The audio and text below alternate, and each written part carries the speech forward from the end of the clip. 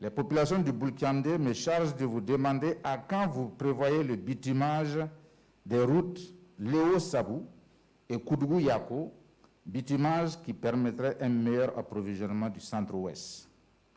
Quels sont les critères de choix du gouvernement, aussi bien pour les bitumages des routes nationales que des pistes rurales?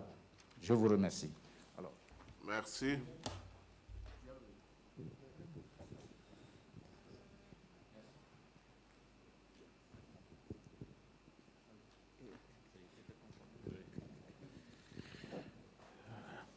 Merci bien, Monsieur le Président.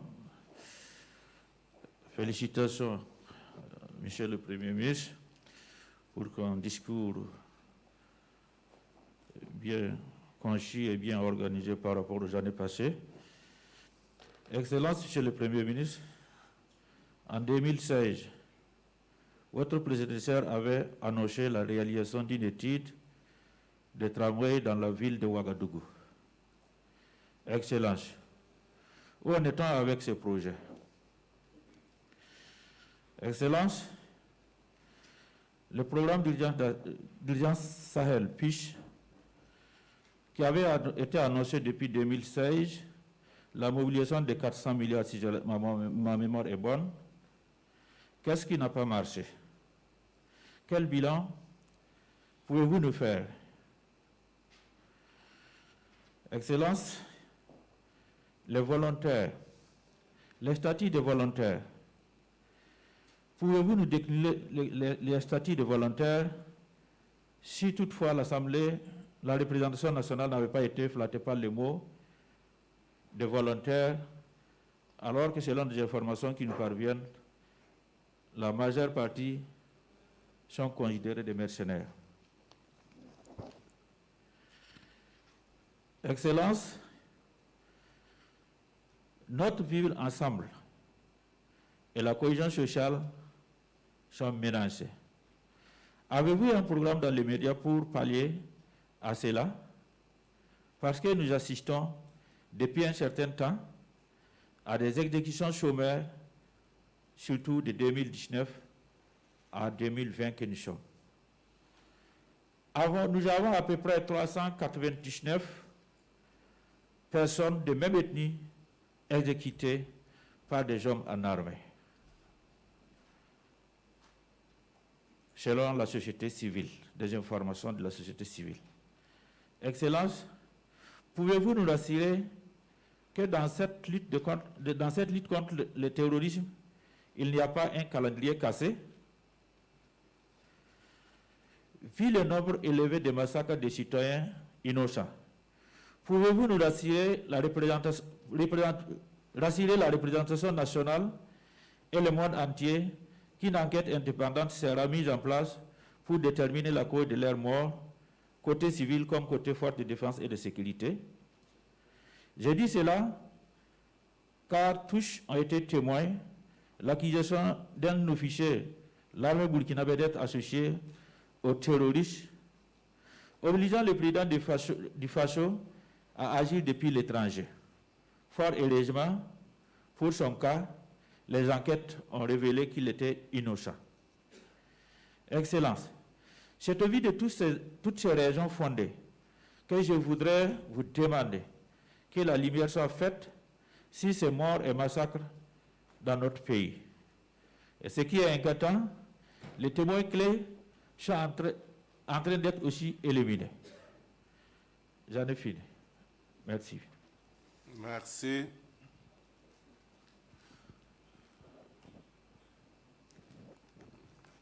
Vous passez le micro au président du groupe.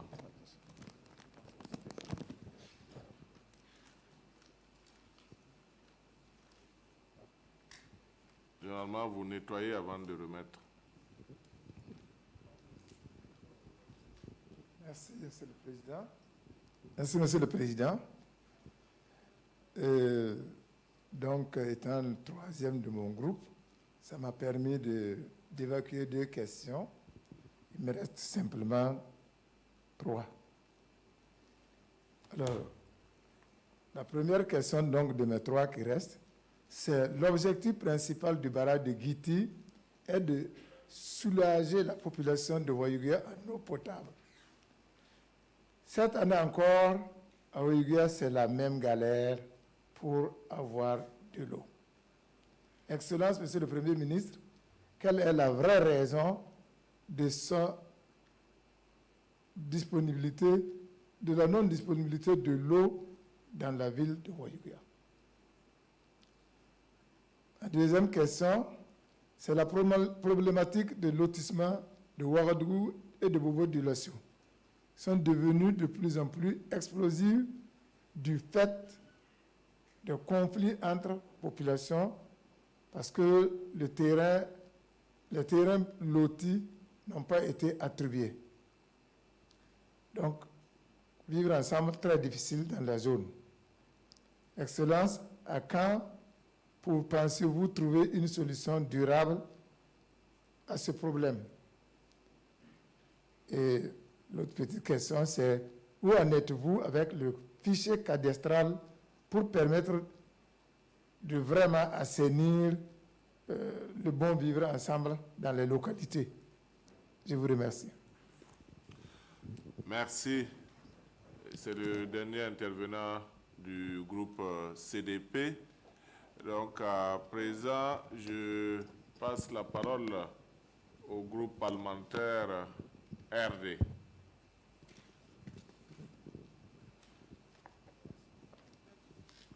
Merci, Excellence, Monsieur le Président.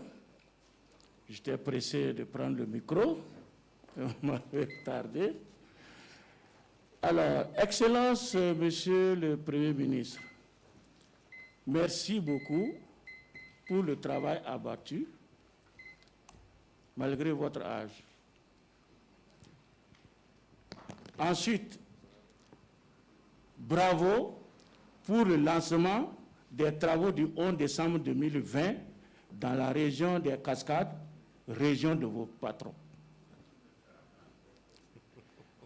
Pour cela, vous nous avez envoyé 6 ministres en même temps, et pas des moindres. Et je profite de les féliciter et les remercier. Alors, aussi, nous avons reçu votre commission par son Excellence, Monsieur le ministre d'État, qui vous représentait valablement. La réponse vous sera faite en temps opportun. Ceci étant, j'ai juste une question personnelle et ensuite, je vais vous donner la question d'un honorable, que je ne dis pas encore son nom. Moi, je voulais juste demander, au niveau de la communication et de l'information au niveau du gouvernement, ne pensez-vous pas que le fait d'attendre et même de ne pas donner l'information juste et à temps, parce que nous avons un cas ici, à la population, et il se trouve même parfois, la représentation nationale n'est pas, en tout cas, informée. Je parle sous le contrôle de mon président, parce que nous avons le cas ici et nous avons souligné ça. Alors, pourquoi? Alors qu'aujourd'hui, les populations ne peuvent faire confiance, puisqu'ils ne vivent pas au gouvernement, ne peuvent faire confiance qu'à travers les informations rapides, justes. Alors qu'aujourd'hui, on sait que les réseaux sociaux, même, en tout cas ce que je pense à mon humble avis, vont dire des choses sur le gouvernement qui ne sont pas justifiées. Et au moment où le gouvernement va maintenant prendre le temps pour répondre, et le gouvernement se trouve à la défensive. Alors, qu'est-ce que vous pouvez nous dire ici concernant justement cette communication? Ça, c'était ma question, ma préoccupation. Maintenant, je livre la question de mon petit esclave, qui se trouve être votre neveu, le guerrier du Sud-Ouest, Palinfo Kodjo Jacques. Premièrement, il demande, Excellent Monsieur le Premier ministre, la Chambre de commerce et d'industrie du Burkina Faso a enregistré une augmentation de 5% de ses activités au cours de l'année 2019, toute chose qui n'est pas sans incidence sur l'employabilité des jeunes. Question. Excellence. Combien d'emplois directs et indirects ce regain a pu générer? Sa deuxième question. Le recensement général de la population et de l'habitat a commencé depuis près de 5 mois de cela. Excellence, quelle est la situation? Car jusqu'à présent, aucune tendance statistique n'est avancée. C'est Kodjo, hein, ce n'est pas moi. Je vous remercie. Merci.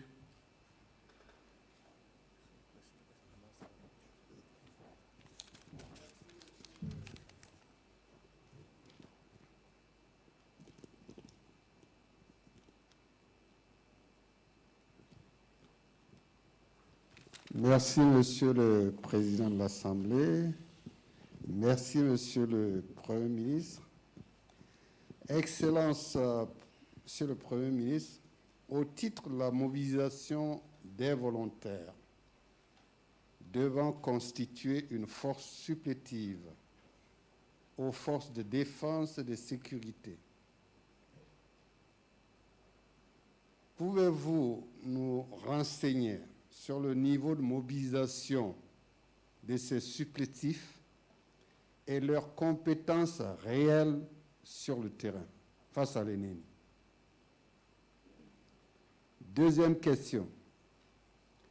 Au vu de la situation sécuritaire de guerre et sanitaire liée au Covid-19, pensez-vous sage d'organiser des élections législatives en 2020? Qu'est-ce qui justifie le maintien de ces élections pour l'année en cours? Troisième question. Depuis 2015, notre pays est en guerre contre un ennemi non encore clairement défini, au point que, en l'absence de cette identification claire de notre ennemi, toutes sortes d'expressions sont utilisées, ça et là, telles hydre de malheur, terroristes, groupes armés, djihadistes et j'en passe. Comment pensez-vous remporter la guerre contre un ennemi invisible dont les sources de financement ne sont pas non plus clairement identifiées? À quel ennemi avons-nous réellement à faire face et quelles sont ses sources de financement? J'en ai fini. Je remercie Monsieur le Premier ministre. Le dernier intervenant.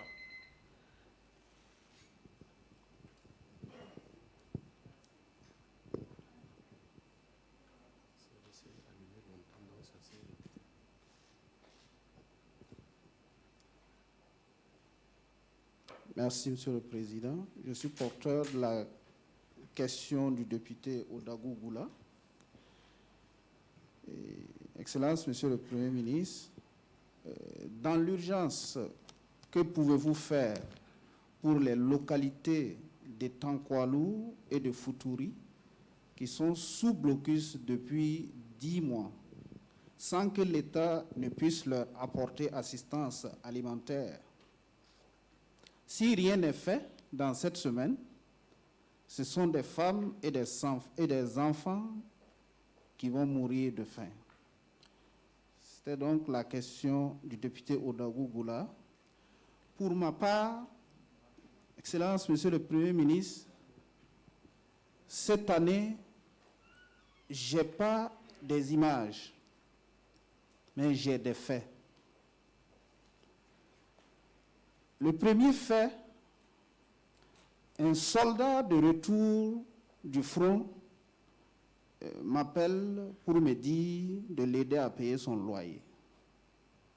Monsieur le Premier ministre, est-ce qu'il est vrai que les soldats sur le front peinent à avoir à manger et à avoir leur indemnité? Et deuxième fait, Monsieur le Premier ministre, un maire qui se rend dans une localité et trouve un bâtiment qui pousse une salle de classe ou des salles de classe, ni l'inspecteur, ni le maire lui-même, ni le préfet, ni le haut commissaire, encore moins le gouverneur, ne savaient qui avait financé cette construction. Je relate ce fait parce que c'est inquiétant. Si de tels investissements peuvent être faits dans une localité sans qu'aucune autorité ne soit informée, il est à craindre que le terrorisme peut être financé sans qu'on ne puisse trouver la source de financement. Excellence, Monsieur le Premier ministre, je voudrais faire un commentaire. Tout le peuple burkinabé tendait l'oreille ce matin pour écouter votre discours. Je trouve qu'il a été trop bref pour que le peuple n'ait pas pu écouter, n'ait pas pu comprendre ce que vous avez voulu transmettre. Je trouve que cette adresse solennelle, si elle est faite de la sorte, on pourrait la vider de tout son sens. Je souhaiterais qu'il y ait davantage d'informations sur l'état de la nation, parce que la situation, visiblement, est très difficile et très dure à vivre pour les populations. Ce qui m'amène à vous poser 3 questions, et je suis convaincu que vous n'allez pas mentir à la représentation nationale. Est-ce que vous allez organiser les élections en novembre? Si oui, est-ce que vous aimez le peuple burkinabé? Et combien de milliards allez-vous mettre dans les élections pendant que certains peinent à avoir de l'assistance alimentaire et l'économie tout entière est à genoux au Burkina Faso? Je vous remercie. Merci. Nous sommes au dernier intervenant de ce groupe parlementaire et nous allons passer la parole à présent au dernier groupe, si je ne me trompe, qui se trouve être le groupe parlementaire MPP. En ce qui vous concerne,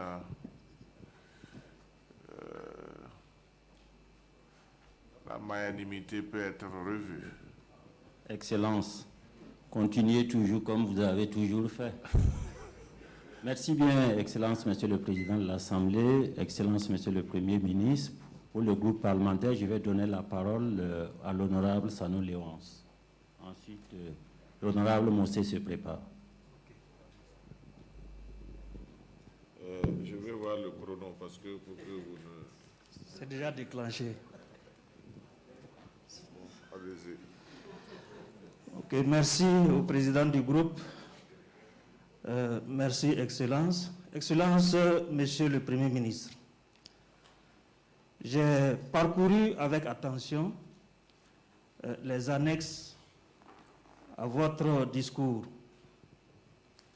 Franchement, j'y ai découvert agréablement beaucoup d'informations en termes de réalisation. Il figure également des indicateurs de performance, des indicateurs d'effet, j'en passe. Alors, au vu des résultats engrangés, comme je dis que j'ai parcouru effectivement ces annexes, il sied ici encore d'adresser toutes nos félicitations au gouvernement pour les engagements tenus. Je voudrais aussi inviter les honorables députés qui sont toujours sceptiques à y jeter un coup d'œil. Là, ça leur permettra d'aller sensibiliser leur base.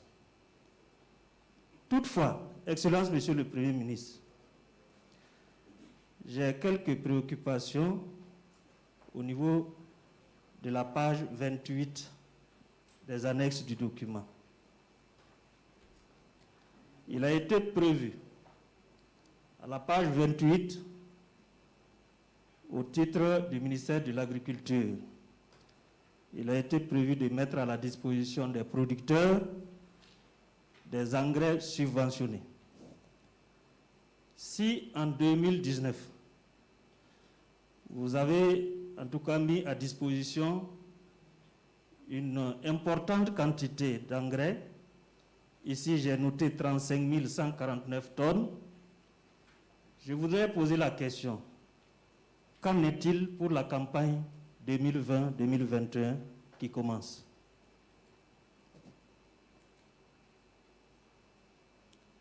Toujours relativement au ministère de l'Agriculture, est-ce que le pari que vous avez pris pour rendre opérationnel l'unité de production d'engrais et l'unité de montage du tracteur qui était prévue pour le 3e trimestre 2020, est-ce que ce pari sera tenu?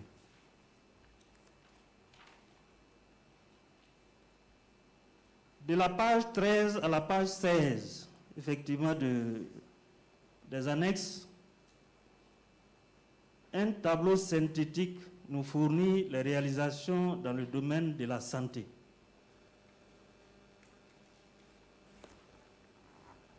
Et au niveau de ce tableau, je n'ai pas perçu effectivement la situation des ambulances promises par le président du FASO aux populations. En tout cas, dans la province du Houé, il y a toujours des communes rurales complètement enclavées qui sont toujours en attente de ces ambulances. Il y a un cas particulier, le cas de la commune rurale de Padema. Enfin, par rapport à l'hôpital de référence, permettez-moi de revenir là-dessus. Excellence, Monsieur le Premier ministre, je voudrais tout simplement vous dire, ne vous laissez pas distraire par des oiseaux de mauvaise augure, ni par des individus qui intentionnellement veulent ralentir l'élan du gouvernement dans la réalisation de cet hôpital. Pour certains d'entre eux, je parle de ces individus mal intentionnés, il y en a qui n'ont jamais planté un arbre de toute leur vie. Moi, je pose la question tout simplement. Pouvez-vous nous dire à quand la pose de la première pierre de l'hôpital de référence de Vovo? Je vous remercie.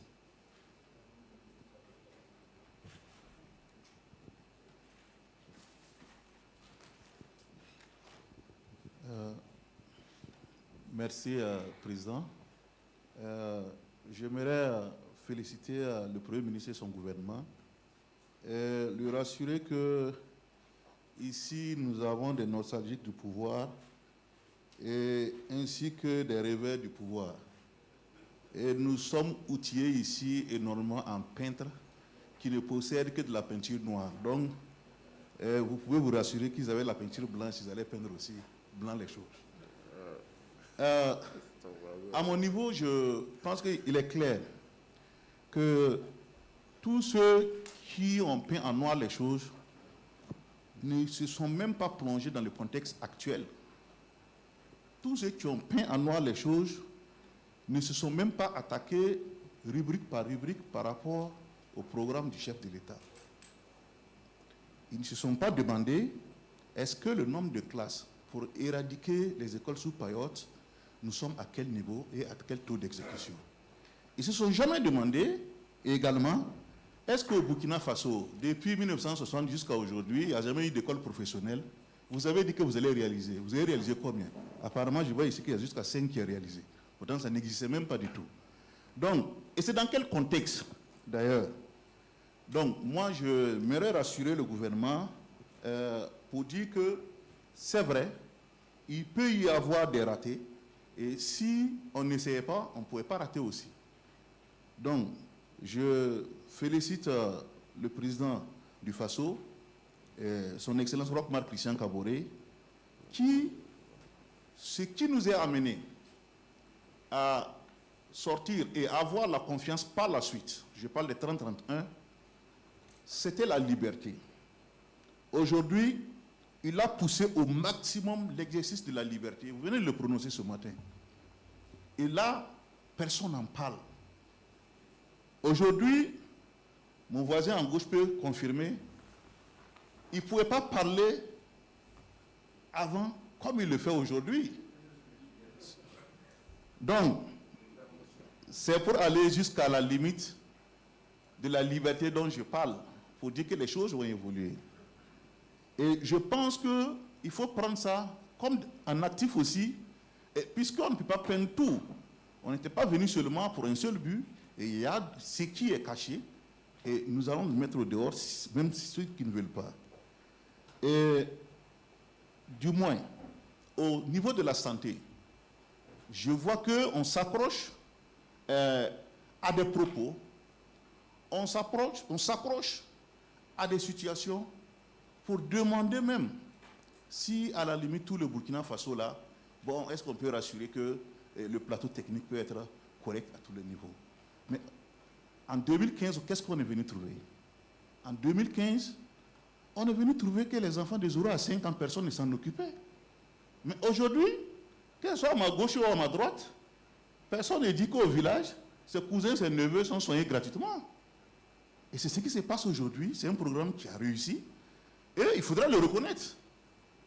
Et également, quand on ne parle pas, il y a 150 médecins spécialisés.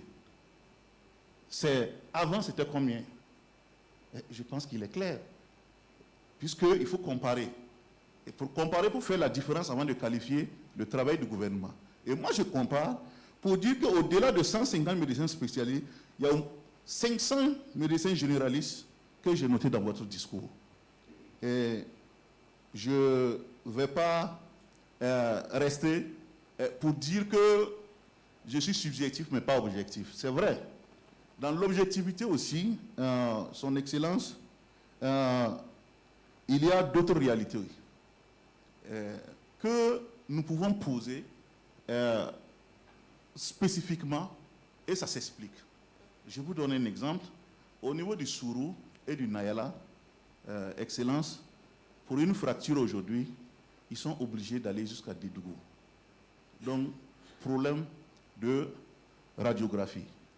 Et je pense que c'est des cas pratiques comme ça, que nous savons que depuis les enquêtes parlementaires que nous avons menées ici, il y avait des gens qui avaient commandé, que je me dis de ne pas citer, des objets et des appareils de radiographie obsolètes qui, d'autres même, sont enfermés ou on les commandait avant le bâtiment. Et aujourd'hui, je pense qu'il faudra réveiller pour essayer de voir comment mettre en service. Maintenant, je disais que je suis objectif. Je en viens maintenant à mes 3 questions. Oui, j'ai fini. C'est très rapidement. Excellence. Les insurgés ont soif de la justice. Après tant d'efforts que vous avez fournis en faveur des acteurs de la justice, que ce soit au niveau des textes que l'Assemblée nationale même a contribué. Je voulais savoir, la balle est au niveau du gouvernement ou de l'ARCE pour l'aboutissement en justice des dossiers pendants. Deuxième question. Nous avons vu ici que le gouvernement a doté 400 associations et groupements féminins en matériel ou en unité de production. Quels étaient les critères pour bénéficier de ce matériel? Pour terminer, nous avons vu les efforts du gouvernement en matière de réorganisation de notre système éducatif. avec les lycées professionnels et scientifiques. Excellence, aujourd'hui, nous voyons que avec la concurrence, même avec le Covid, on s'est rendu compte qu'on ne pouvait pas avoir immédiatement 20 millions de masques pour les Burkinabés. On était obligé de se plonger dans la fabrication locale. Et à ce niveau, on s'en rend compte que le Burkina Faso a besoin plus de techniciens et d'ingénieurs en textile, et on pourra transformer tout ce que la classe moyenne peut mener chaque année, parce que je considère que la classe moyenne, même si on résume à 2 millions de personnes qui investissent lors des 3 fêtes, le 1er janvier, Tabaski ou Ramadan, ou 1er janvier, Pâques ou Noël, 100 000 francs, même si on a 2 millions, ça nous coûte pratiquement 200 milliards par an qu'on donne à la Chine et au niveau de la Turquie. Et je me dis que si volontairement on décide de faire la moitié, notre garde-robe en Faso d'Anfani, nous aurons 100 milliards que les acteurs de ce secteur-là vont se partager au Burkina Faso. Donc nous avons besoin d'ingénieurs et de techniciens pour améliorer la qualité de nos tissus. Donc, que fait le gouvernement par rapport à ces écoles précisément? Merci, Président. Merci, Excellence. Merci. Merci, Excellence. Excellence, je voudrais, avec votre indulgence, préciser le sens de mon intervention. Et puis, Tchéli, parlez dans le micro, même si vous avez Donc, faim. il faut arriver ça alors. Donc, Excellence, Monsieur le Premier ministre, le 18 février 2019, vous avez présenté ici la déclaration de politique générale. En français facile, selon mon compréhension, c'était votre programme d'activité. Aujourd'hui, vous êtes encore devant l'Assemblée nationale à travers le discours sur la nation. En français facile, votre rapport d'activité. Ceci pour dire, Excellence Monsieur le Premier ministre, à mon humble avis, les interrogations, les préoccupations de nous élus devaient faire un lien entre ce discours, entre la déclaration et ce discours de ce matin. Ceci dit, Excellence Monsieur le Premier ministre, donc je disais le 18 février 2019, vous avez présenté à la représentation nationale la feuille de route de votre politique autour de 4 à 5 axes essentiellement. Vous aviez donc, premier axe, le défi sécuritaire, deuxième axe, la cohésion sociale, approchez le micro. Troisième axe, voilà, la bonne gouvernance, quatrième axe, le développement du capital humain, et enfin, Excellence Monsieur le Premier ministre, le cinquième axe, la volonté de votre gouvernement de dynamiser l'économie nationale.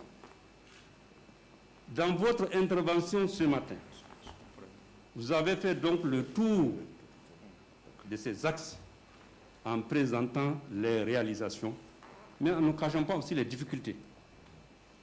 Malgré la conjoncture nationale caractérisée par ce que nous savons, l'insécurité et la fronde sociale. Vous avez également, Excellence Monsieur le Premier ministre, et je vous remercie, parlé de la question de conduite de pandémie de Covid-19, qui est une question d'actualité, que vous avez ajoutée donc à votre discours.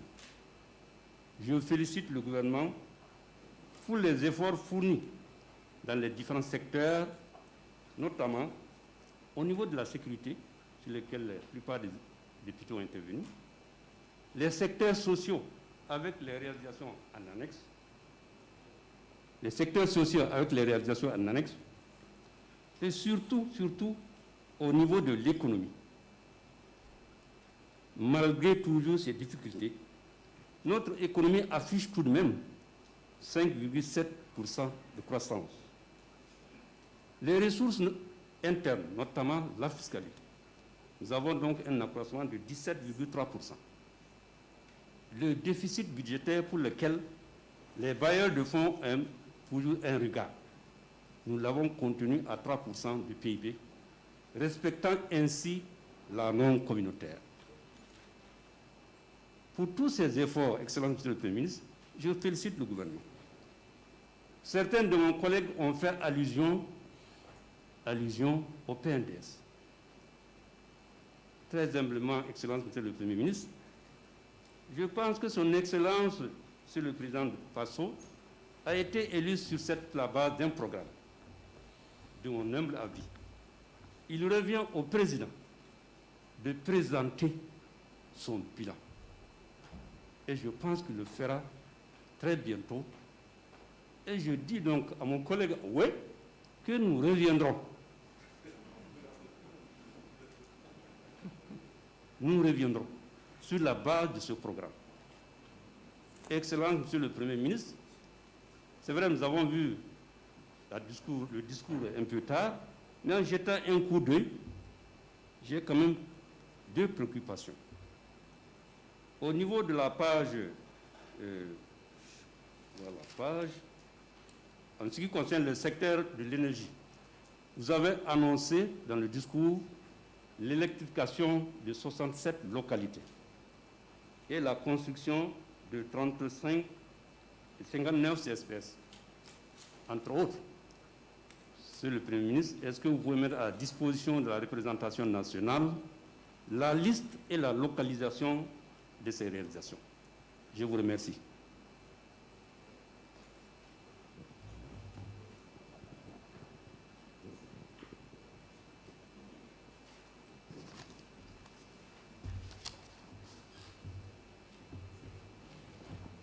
Merci, Président. Félicitations à vous, Monsieur le ministre, Premier ministre. J'ai quelques préoccupations, mais avant tout, permettez-moi de vous féliciter. Félicitations à tout le gouvernement. Vous avez fait et vous faites toujours d'énormes efforts pour le Burkina Faso.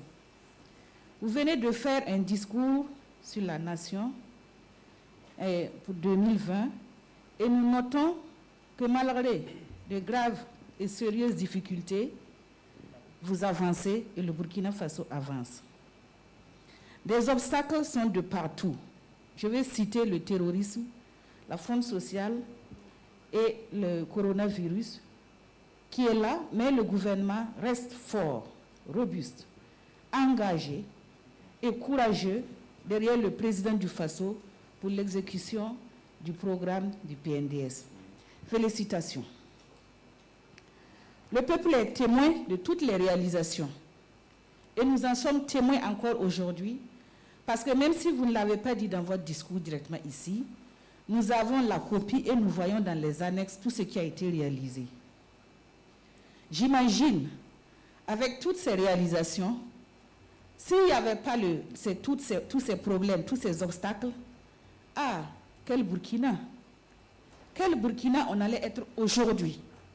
Et avec les réalisations depuis les 5 ans et demi, les 4 ans et demi, quels hommes, quel gouvernement, je veux dire quels hommes en grande tâche, parce que dans le gouvernement, il y a des femmes qui travaillent également. En 5 ans, toutes ces réalisations, bravo à vous. Nous vous encourageons et nous vous donnons entièrement notre soutien. Il y a un proverbe aussi qui dit « Il est difficile, et même très difficile de courir et de se gratter. » Mais vous vous en sortez, malgré tous ces obstacles. Félicitations, bravo à vous. Que Dieu vous accompagne, parce qu'avec Dieu, rien n'est impossible. Ça veut dire tout est possible. Félicitations pour les mesures prises. Félicitations pour la promptitude des décisions prises pour freiner la propagation du coronavirus et rompre la chaîne de transmission. Et félicitations également pour les mesures d'accompagnement. Vous avez fait des efforts et nous savons que grâce à ces efforts, aujourd'hui, nous avons des chiffres réduits. Félicitations. Cependant, Monsieur le Premier ministre, j'ai des préoccupations. Je vous félicite encore pour les efforts que vous avez faits pour les femmes enceintes et les enfants de 0 à 5 ans. Parce qu'ils continuent de bénéficier, cette couche sociale continue de bénéficier les soins gratuitement. Félicitations. Cependant, Monsieur le Premier ministre, qu'en est-il du suivi de ces gratuités de soins pour cette couche, ces femmes ces femmes et ces enfants de 0 à 5 ans? Est-ce que la disponibilité des produits est effective? On sait qu'il y avait des difficultés, des problèmes de gestion.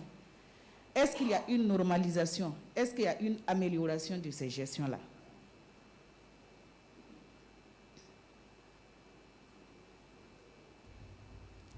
Monsieur le Premier ministre, dans la ville de Ouagadougou, nous remarquons effectivement qu'il y a beaucoup de routes qui sont réalisées bitumées. Encore des félicitations. Cependant, j'ai une préoccupation. C'est un cri de cœur que je lance parce que je vois qu'on va réaliser beaucoup de kilomètres de route, 2323 kilomètres de pistes rurales, dont 1928 sont déjà achevés. Félicitations, mais j'ai un cri de cœur pour les communes rurales, et particulièrement, il y a une commune rurale où j'insiste, même s'il n'y a pas de goudron, venez mettre les pistes rurales pour nous. Ensuite, j'ai une préoccupation également. Nous assistons actuellement à des petites plaintes de certains patients. Parce que la ville de Ouagadougou bénéficie de plus d'un hôpital maintenant. Nous avons au moins 3 hôpitaux. Et des patients qui disent, j'ai été dans tel hôpital, on m'a dit d'aller dans tel hôpital, ensuite on m'a référé dans tel hôpital. Et vous n'allez pas droit au but, vous n'aurez pas un bonus au niveau du temps. Hein? Okay. Très bien. C'est pour voir s'il y a possibilité de donner au moins des services, des références dans chaque dans chaque hôpital pour orienter au moins les patients, ou dans chaque unité de transfert, on sait automatiquement dans quel hôpital il faut transférer un malade. Second, et maintenant, je porte la question de l'honorable Sakandé Rennes. Elle dit, la route de Sabou-Léo a fait l'objet d'un appel d'offres. Et malgré cet appel d'offres, la route peine à être réalisée. Monsieur le Premier ministre, est-ce que la route Sabou-Léo verra effectivement le jour? Je vous remercie. Je n'ai pas pris toutes les 3 minutes, j'espère. Bon, ça, c'est votre organisation interne. Quand il sera l'heure, c'est l'heure. Ok, pour ne pas perdre du temps, merci, Excellence, Monsieur le Président de l'Assemblée, Excellence, Monsieur le Premier ministre. Je voudrais d'abord, à l'entente de mes propos, peut-être me livrer à une clarification conceptuelle. Alors, on parle de discours sur la situation de la nation, ou bien on parle de bilan de son Excellence, Monsieur le chef de l'État. Si nous sommes dans la deuxième hypothèse, je voudrais rassurer nos vis-à-vis que quand nous allons faire le bilan, ils vont savoir clairement qu'ils sont encore loin de Koussiam et qu'ils vont devoir patienter un peu dans le rang des suffoques. Ceci étant, je voudrais peut-être me mettre à l'antipode des interventions teintées de subjectivisme et à forte connotation électoraliste, pour ne pas être quelqu'un qui veut tirer des dividendes politiques d'une situation malheureuse. On dit que quand la mer se déchaîne et que le navire tangue, c'est là qu'on connaît le bon capitaine, avec ses qualités qui allient froideur, tempérance, lucidité et responsabilité. nous pensons que vous avez tout fait.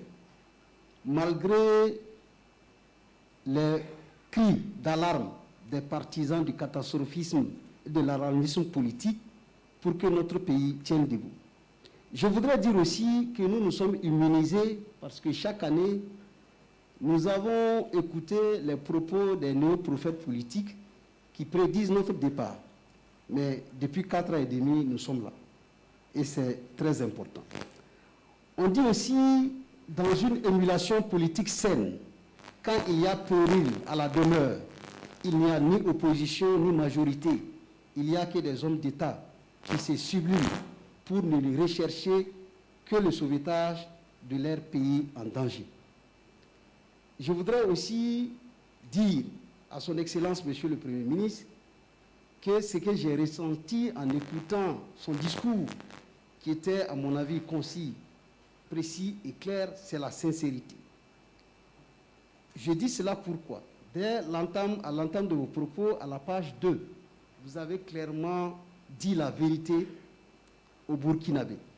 Vous avez affirmé sans embâche, je cite, « L'année 2019 a été difficile pour le Burkina Faso ». Page 2, paragraphe 19. Et cela dénote de la sincérité de ce que vous venez de nous dire. Excellence, Monsieur le Premier ministre, on dit que les choses vont d'elles-mêmes, mais elles vont encore mieux en les disant. À moins qu'on ne veuille nous créer de nouveaux paradigmes pour juger l'action du gouvernement. Sinon, je retiens que malgré la situation difficile, le taux de croissance est à 5,7, qui est l'un des taux les plus élevés de la sous-région. Et ça, c'est très important. Je retiens aussi que nous avons eu en 2019 67 nouvelles localités qui ont été électrifiées. Je retiens que nous sommes passés de 352 MW en 2018 à 410 MW en 2019. Je constate aussi qu'en 2019, nous avons pu récolter 4,9 millions de tonnes de céréales, ce qui a rendu notre pays excédentaire.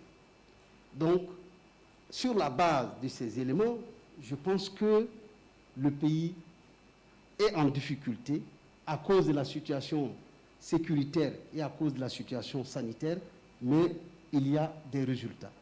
Et donc, je ne pourrais cautionner, en tout cas, cette tentative de peindre tout en noir parce que nous sommes à quelques mois des élections. Ceci étant, je voudrais aller à des questions d'ordre local. 2 questions. La première question, c'est de savoir qu'est-ce qui pose problème pour la réalisation de la piste rurale Nouna-Dokuy. J'avais été très enthousiasmé en disant aux populations de la Koussi que le MPP est le régime qui a construit le premier barrage de la Koussi. Le barrage a démarré précisément à Doumbala, mais aujourd'hui, le chantier est en souffrance. Je voudrais savoir exactement qu'est-ce qui se passe. Merci de m'avoir donné la parole.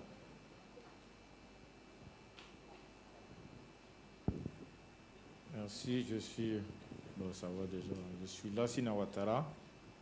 Donc, je vais intervenir sur le volet économique.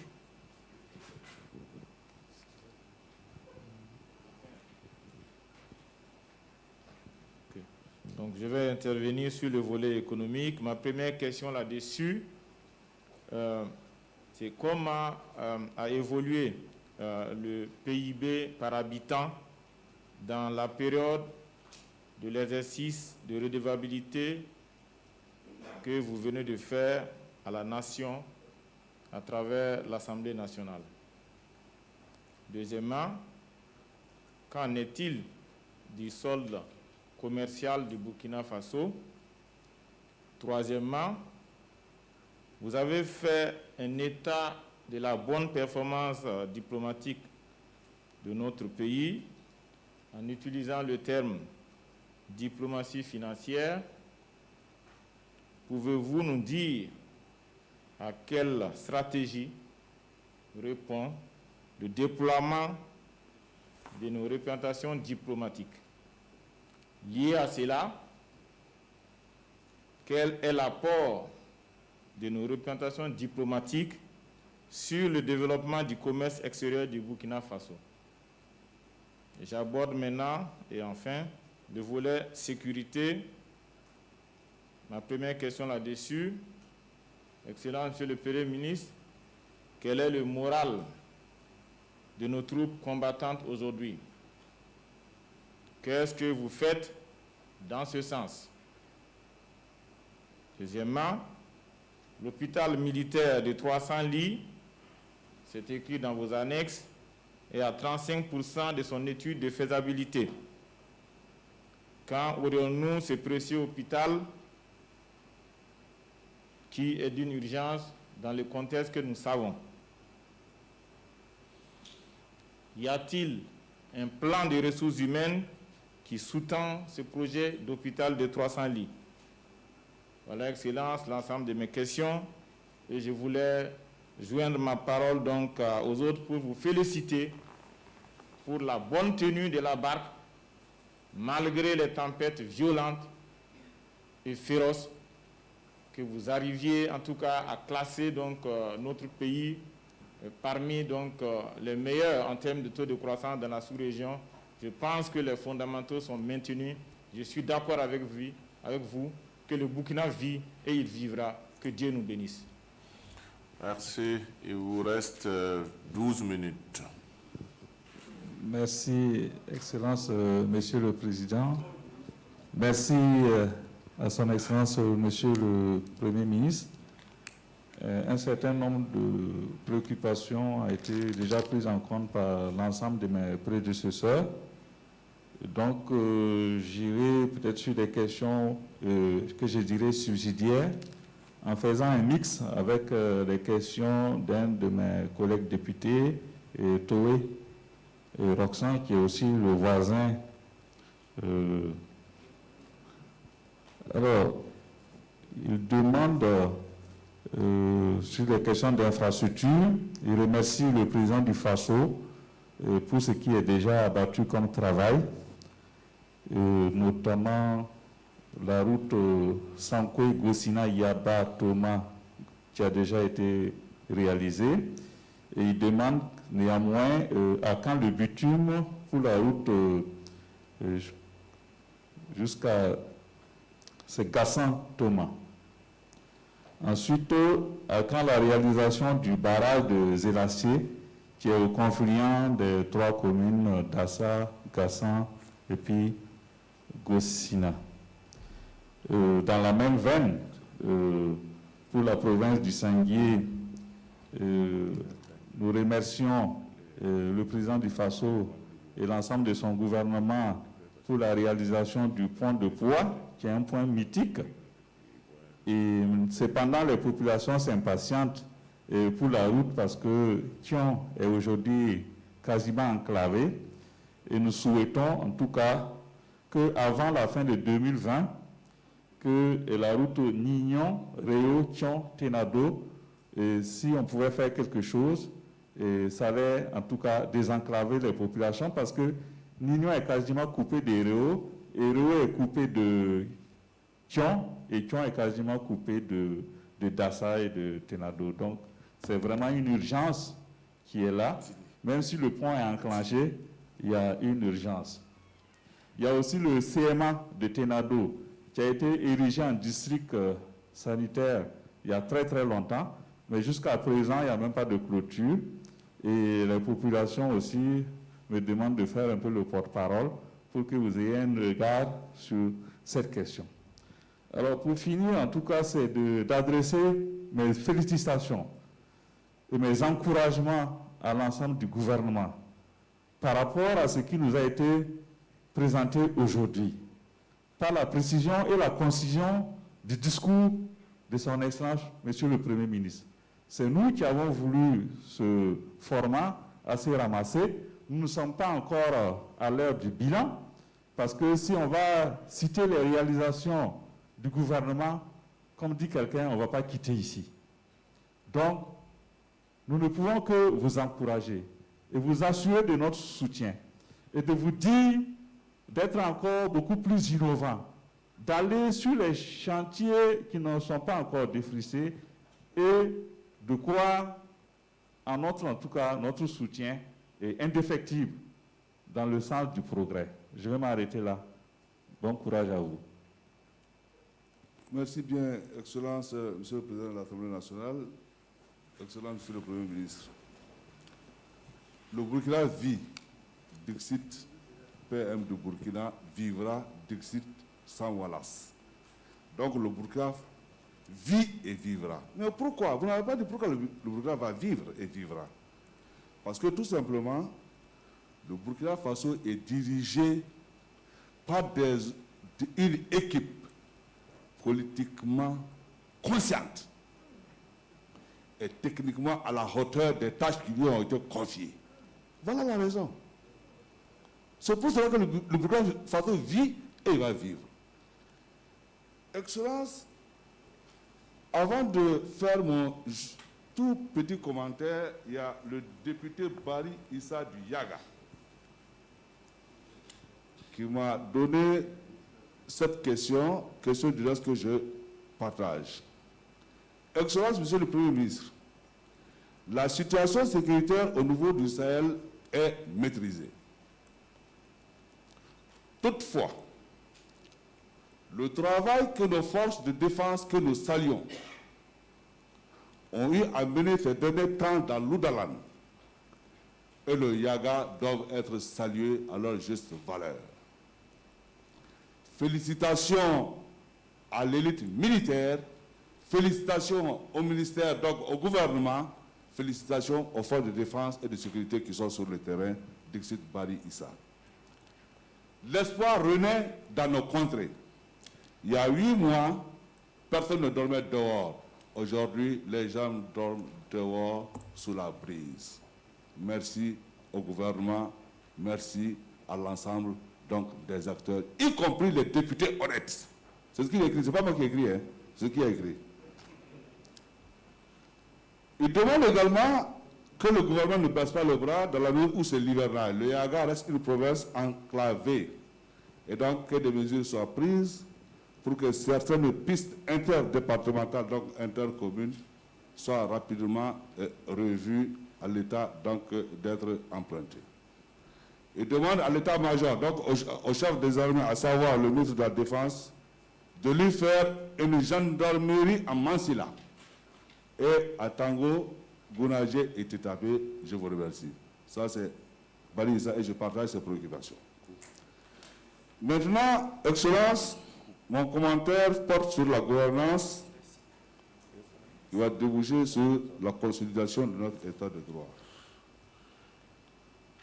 Excellence, votre équipe, à la recherche permanente d'une gestion saine, rationnelle de l'État,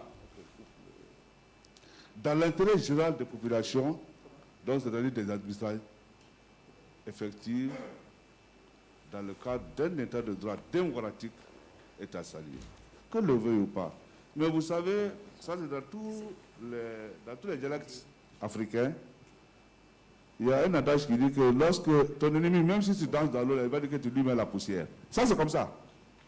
Donc, pour dire quoi? Pour dire que notre pays, sous la houlette du président Roch-Marc Christian Kaboré, et c'est vous, en tant qu'exécutif, quand je vous vois, regarde comment vous êtes beau, intelligent, joli, oh bravo, hein? Naturellement que notre pays ne peut pas sombrer que lorsqu'il arrive, parce que nous avons des gens suffisamment conscients et techniquement bons qui sont à la tête du pays. Je vous remercie. Qu'est-ce qui vous caractérise? Ce qui vous caractérise, c'est le respect. Et regardez la redevabilité que vous venez de nous faire. Il n'est pas donné à n'importe qui de venir le faire et de manière humble, vous et votre gouvernement. Que vous en soyez félicités. Pas de le mouta-mouta, mais de la transparence. Bravo. Ça, c'est rare. Parce qu'il y a 27 ans, ça ne se passait pas comme ça, je continue. L'efficacité et l'efficience doivent vous faire preuve. À tout moment, moi, je trouve que cela est à notre honneur à tous. Vous êtes réceptifs. Parce que moi, j'aborde beaucoup d'entre vous individuellement et vous tendez une oreille. Et cela, seul, déjà appelé à diriger un peuple, peut avoir ces genres de qualité. Pas pour 5 ans, pas pour 10 ans, pas pour 15 ans, pas pour 20 ans, c'est pour 30 ans. Donc ça veut dire qu'il faudrait encore 30 ans pour que certaines personnes espèrent ou même pensent venir s'asseoir sur une tribune, dire qu'ils sont chefs de l'État. Il vous reste 3 minutes. Je continue, Monsieur le Président, excusez-moi. Donc, vous avez la perspective. Et enfin, Monsieur le Président, ça c'est un bonus pas pour le groupe. Notre état de droit fonctionne à merveille. Mais le tricycle, vous avez dit, pas le tricycle négatif, hein, c'est le tricycle positif. L'exécutif, le Parlement et le judiciaire. Ça c'est positif. Mais je voudrais faire un petit message à nos amis du judiciaire. Il y a 15 ans, quand un ministre appelait un magistrat, il était tout heureux. Hein? Un ministre m'a appelé aujourd'hui.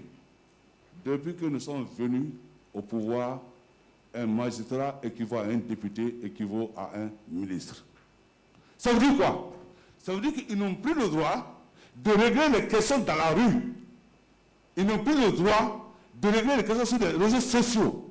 Ils ont le droit juste de parler au président du Conseil supérieur de la magistrature, de vous parler au PM, au Premier ministre, s'asseoir pour négocier.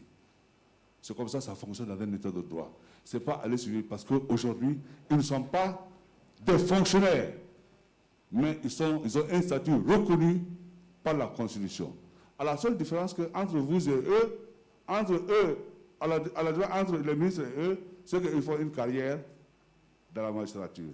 Donc, je lance un message pressant à la magistrature de comprendre qu'au-delà des questions corporatistes, il y a qu'ils sont également des éléments de l'état de droit et par conséquent, ils doivent avoir un comportement qui frise l'état de droit. Je vous remercie. Que Dieu bénisse ce pays. Merci, Monsieur le Président de l'Assemblée nationale. Je constate que nous n'avons plus beaucoup de temps, donc je vais essayer d'aller à la lecture des questions que j'ai pu préparer pour Son Excellence, Monsieur le Premier ministre et le gouvernement. La première question est la suivante. J'ai pu noter dans votre discours, Excellence, que vous avez fait vraiment des efforts remarquables dans le domaine de la sécurité. Et pour 2019, ils sont appréciables et le gouvernement est à féliciter. Alors, au cours de 2019 aussi, nous avons pu noter un phénomène des déplacés internes qui impose à nos forces de défense et de sécurité d'autres défis difficiles à relever. Et ce défi, essentiellement, c'est le retour des déplacés internes dans leurs villages respectifs, puisque j'ai pu noter que ces déplacés sont estimés à plus de 800 000 Burkinabés aujourd'hui.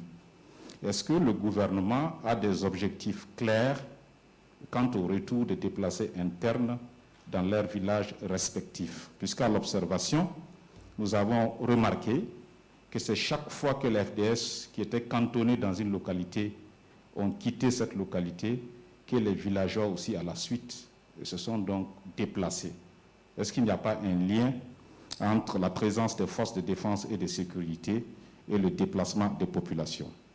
Dans le registre toujours de la sécurité, il y a aussi que depuis 2018, nous observons une situation humanitaire dans les provinces de l'Est, du Sahel, du Nord et du Centre-Nord. Et cette situation humanitaire s'est largement dégradée, au point que les questions de survie liées à l'eau, à l'alimentation, à la santé, à l'éducation sont devenues quotidiennes. Quelles sont les solutions durables que votre gouvernement compte entreprendre pour faire face à cette situation humanitaire? Monsieur le Premier ministre, l'état de la nation que vous venez de faire en ce qui concerne la province du Soum, qui est la mienne, nous permet de constater que notre rêve de voir achever les travaux de bitumage de la route Kungusi-Gibo est en train de s'arrêter. Votre excellent ministre des Infrastructures, J.M. l'excellent, nous a informé que les travaux de bitumage des 80 km sur les 96 km qui restent ont été suspendus en novembre 2018 pour cause d'insécurité. Tout au long de l'année 2019, le gouvernement n'a pas trouvé une solution sécuritaire à la poursuite des travaux. Excellence, Monsieur le Premier ministre, étant donné que tous les acteurs sont sensibilisés sur cette situation, quel peut être l'apport de l'armée dans la poursuite de ce chantier exécuté déjà à plus de 60%?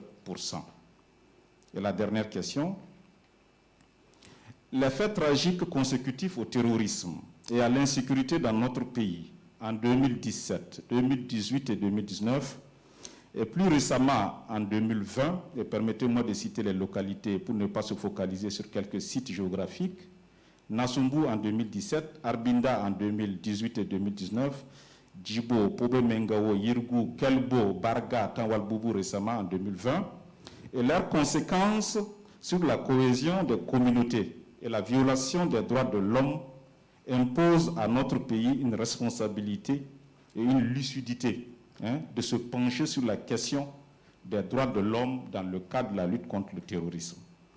Monsieur le Premier ministre, il nous faut préserver notre pays d'une image négative des conflits communautaires.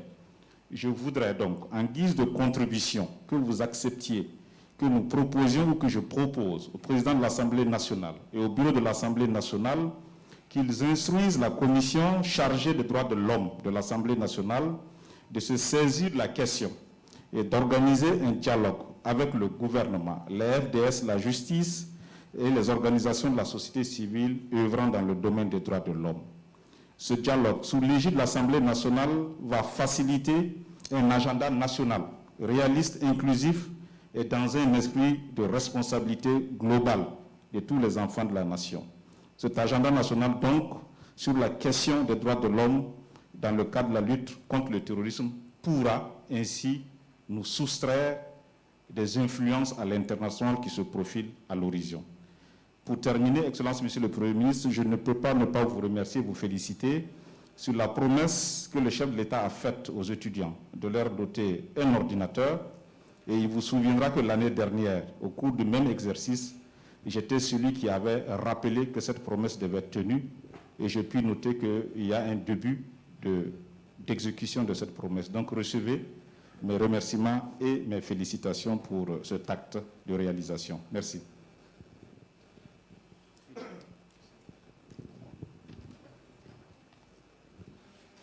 Merci, Excellence, Monsieur le Président de l'Assemblée nationale.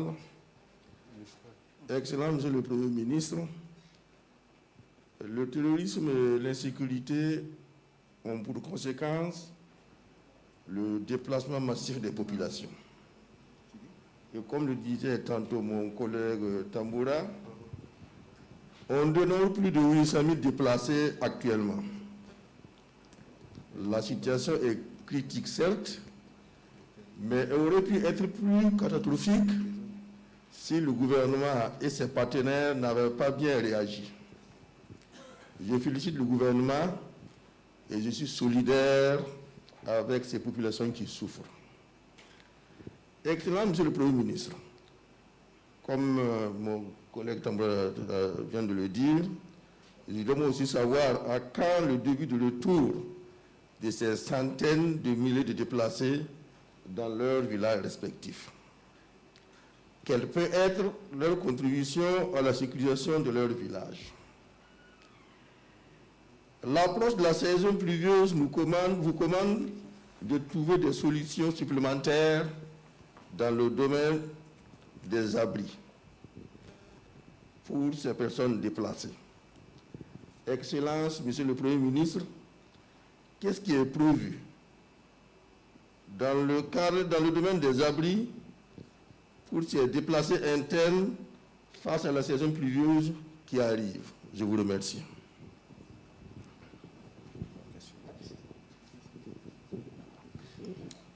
Président, il vous reste combien d'intervenants? Parce que...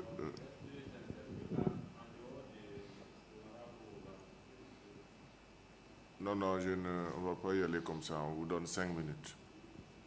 5 minutes. Merci bien, Monsieur le Président. Monsieur le Premier ministre, j'ai eu du plaisir à vous écouter et à tel point que j'ai du plaisir à vous féliciter. Parce que, à écouter les interventions dans la salle, même vos contradicteurs, montre que le train du gouvernement que vous conduisez est à l'heure. Et même que vos contradicteurs sont prêts même à vous donner du café pour poursuivre le parcours. Parce qu'un gouvernement qui est capable de faire 172 forages par mois et de réaliser 53 classes par mois est à féliciter. Et c'est le résultat que nous avons aujourd'hui. Et la situation que vous avez décrite montre que vraiment ce pays a les meilleures perspectives depuis qu'il existe. Bien sûr, il y a toujours des nihilistes. Vous savez, le nihiliste juge que le monde tel qu'il est ne devrait pas l'être. Et le monde tel qu'il devrait être n'existe pas. Ça, c'est Nietzsche, le philosophe Nietzsche qui dit ça. Sinon, on ne comprendrait pas qu'il y a encore des gens pour peindre en noir ce qui a été fait par ce gouvernement. Ma seule inquiétude, monsieur le Premier ministre, c'est par rapport à la masse salariale de notre pays. Vous savez qu'un paysan ne peut pas comprendre que 190 personnes, 190 agents de l'État se partagent 867 milliards par an. Ça, les populations ne peuvent pas comprendre ça. Il y a un problème de justice sociale. Il faut que le budget de l'État puisse parvenir aux femmes, puisse parvenir aux jeunes. Il faut que les paysans puissent bénéficier de plus de subventions au niveau des intrants agricoles pour rétablir la justice sociale. Il n'est pas acceptable que 190 agents de l'État, 190 personnes seulement, 190 000 personnes seulement, 190 000, parce que les fonctionnaires de l'État, c'est 190 000, se partagent 867 milliards au détriment des femmes, des jeunes qui cherchent de l'emploi, qui cherchent à être financés, des paysans qui cherchent à ce qu'on augmente, à ce qu'il y ait on leur subventionne des intrants agricoles. Voilà cette justice que nous devons rétablir. C'est ça seulement mes inquiétudes, monsieur le Premier ministre. Je vous remercie.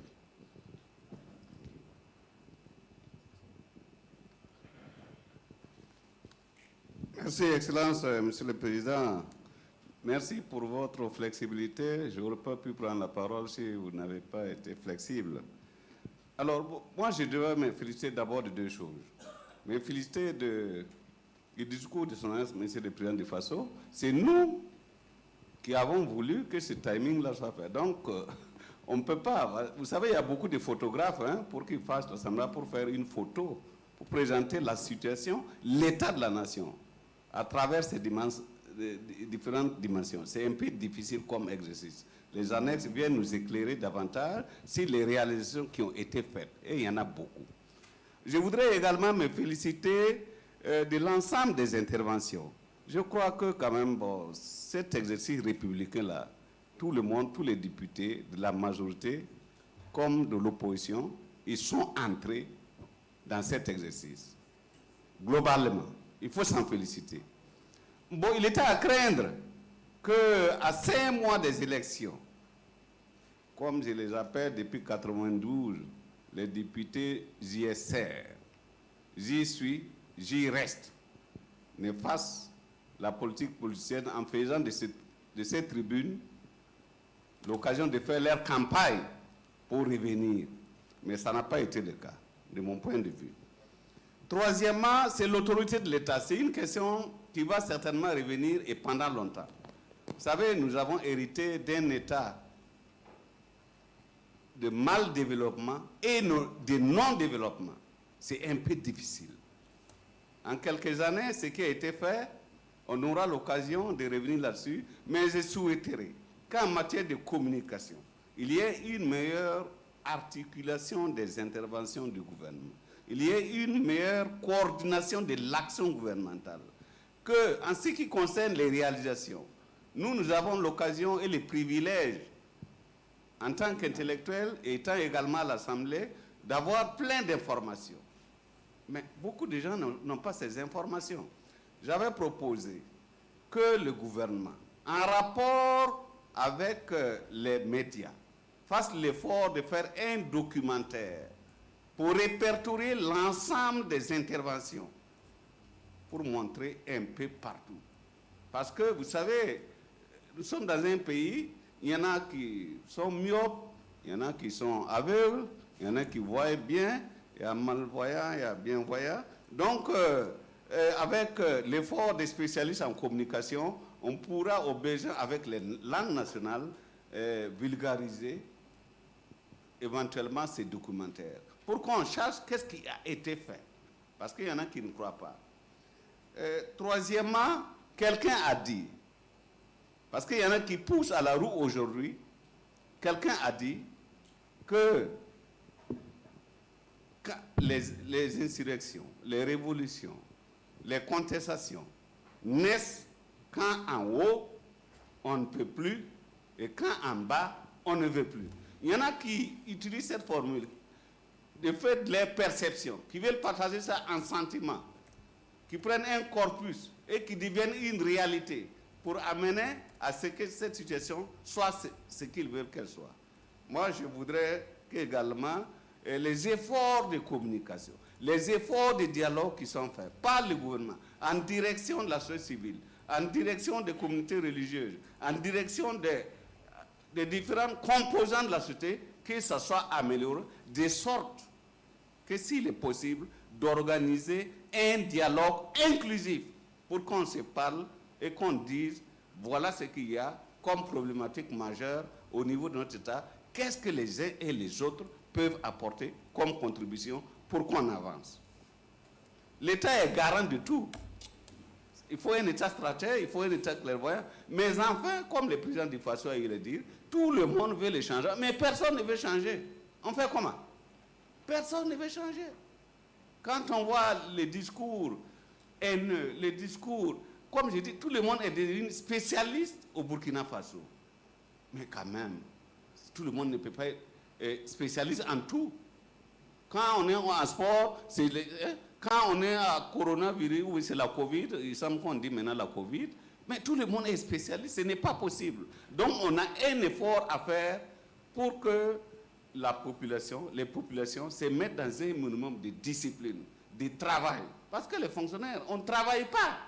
C'est ça la réalité aujourd'hui. Il faut qu'on travaille, il faut qu'on organise la production et qu'on voie comment on va répartir la richesse. Si vous ne produisez pas, qu'est-ce que vous allez partager? Comme on va l'a dit, 190 000 personnes pour se partager cette manne-là. Et les autres, ils font quoi? Excellence, Monsieur le Président, je voulais dire davantage, mais je vais m'en tenir là. Merci pour votre flexibilité.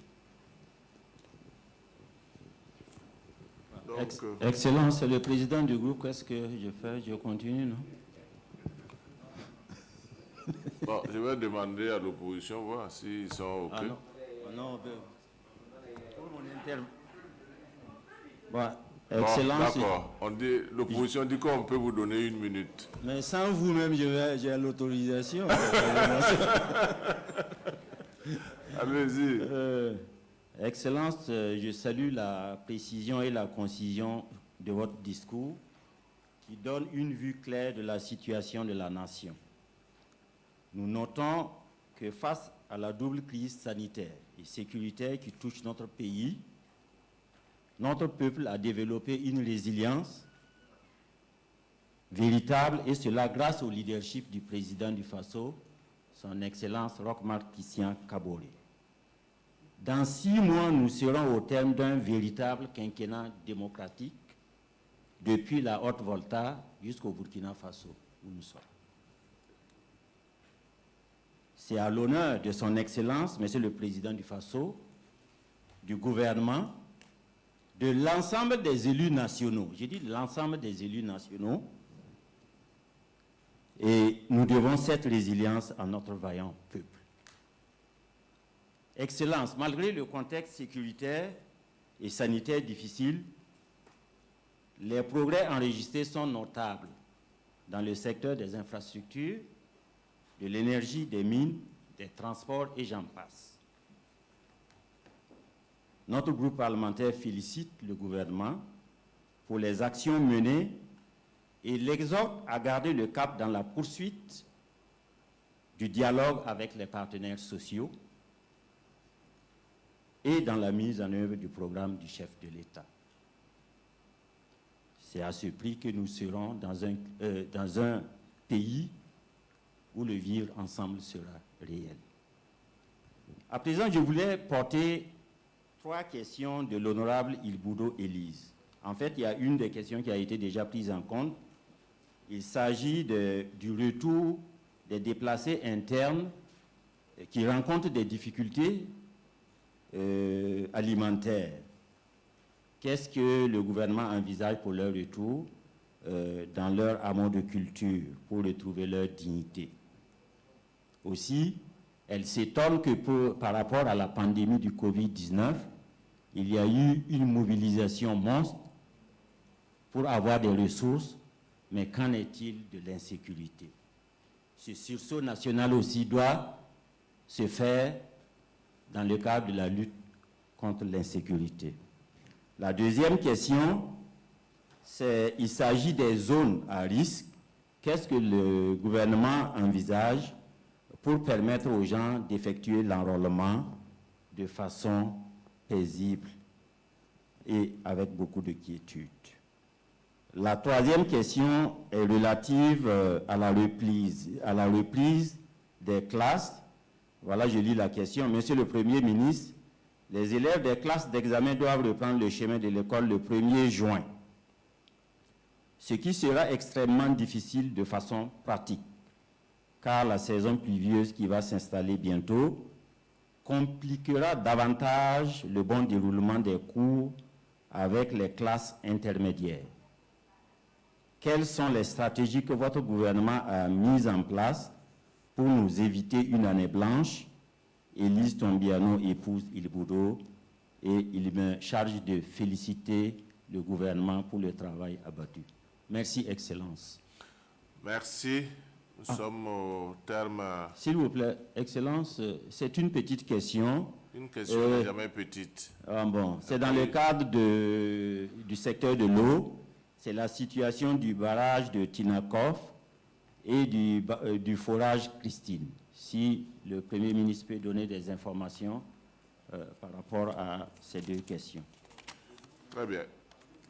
Merci. Il y a un député qui m'a sollicité. Elle a oublié une question qu'elle voulait poser à Son Excellence, Monsieur le Premier ministre. Donc, je voulais voir, est-ce qu'il y a d'autres députés qui voudraient, en tout cas, poser une question qui leur a échappé. Exceptionnellement, je peux donner la parole.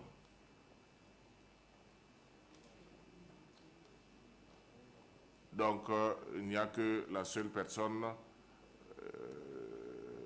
Donc, je passe la parole. Est-ce qu'il y en a en dehors de Marie-Rose Sawadego? Bon, donc, exceptionnellement, je donne la parole à 3. Zerbo, député Zerbo, député Sawadego et député Alpha. Donc, comme c'est vous qui m'avez sollicité, je vous passe la parole en premier. Député honorable Sawadego Marie-Rose Romé. Monsieur le Président de l'Assemblée nationale, Excellence, Monsieur le Premier ministre, le CHU de Waiguia rencontre depuis son implantation d'innombrables problèmes.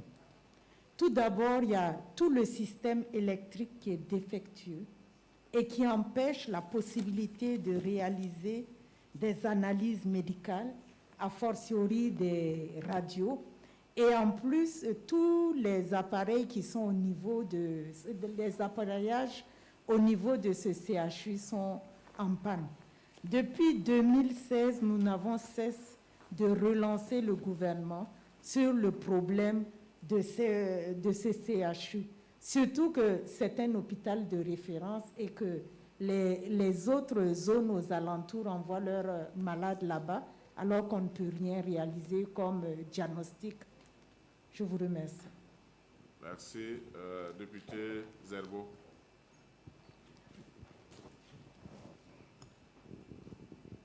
Bien, merci, Monsieur le Président. C'est une question que j'ai reçue par, par WhatsApp. En fait, la préoccupation est liée aux coupures de salaire opérées, surtout chez les enseignants du primaire. Je crois que dans la perspective des reprises, en tout cas jusque-là, il semble qu'encore en fin avril, il a été constaté toujours des coupures malgré, je crois, des dispositions qui avaient été annoncées qu'on devrait prendre pour pouvoir rétablir la situation. Il y en a qui continuent d'observer la situation. La question est de savoir est-ce qu'un tel climat est favorable à la reprise des cours comme annoncé par le ministre de l'Éducation nationale et de la promotion des langues. Merci. Merci. L'honorable Alpha Ousmane.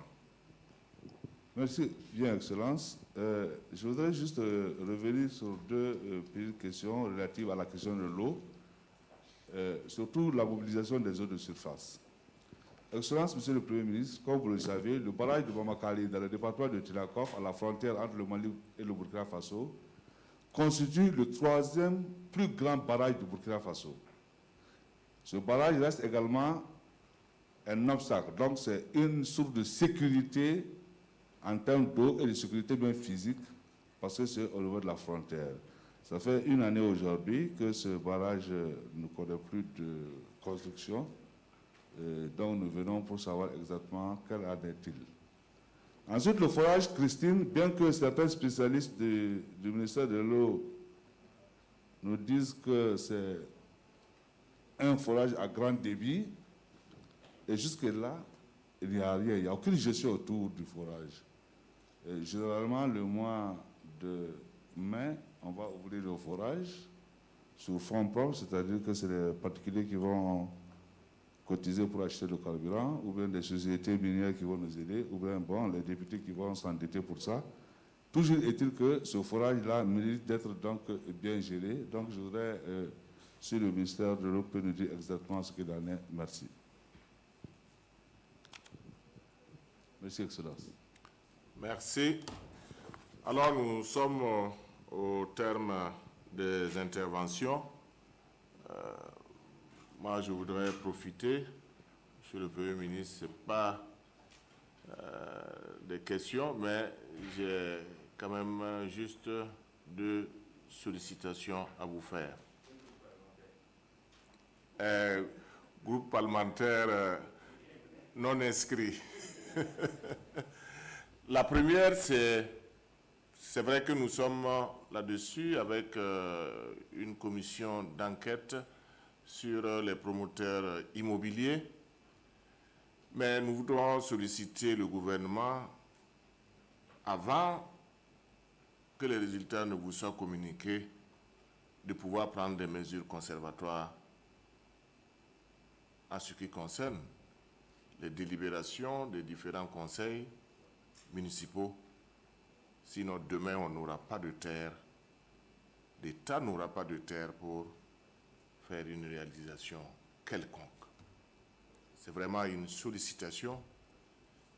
Et si on y prend garde, tout autour de Ouagadougou, tout autour des grandes villes, on aura besoin un jour de terrain pour faire des écoles, pour faire des hôpitaux, et on sera dans une situation très difficile. Pour moi, la promotion immobilière, le logement, c'est différent de la promotion des terrains.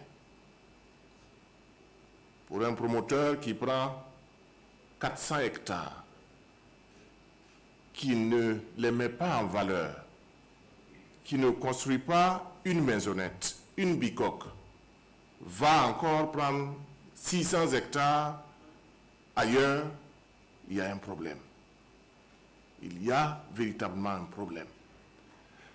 Nous souhaitons que l'État ou que le gouvernement puisse travailler à ce que nous puissions atteindre nos objectifs en matière de politique au logement. Mais si les promoteurs immobiliers doivent se transformer en agents de lotissement, nous allons avoir des difficultés.